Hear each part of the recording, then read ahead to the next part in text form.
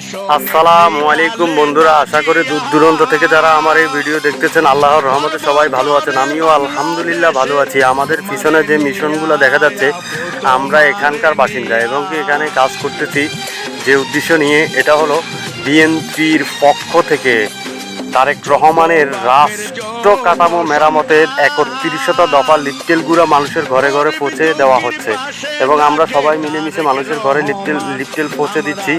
এবং আমরা এখানকার বাসিন্দা যারা, এটা হলো ফেনী জেলা 10 নং সনুয়া ইউনিয়ন 5 নং ওয়ার্ডের বাসিন্দা এবং কি সনুয়ার ভিতরে যে বগদাদিয়া বাজার, এটা হলো বগদাদিয়া বাজারের পাড়ের যে রোডটা খাইয়ারা এবং কি বগদাদিয়া যে রোডটা, আমরা এই গ্রামে আজকে লিফটেলগুলো মানুষের ঘরে ঘরে পৌঁছে দিচ্ছি।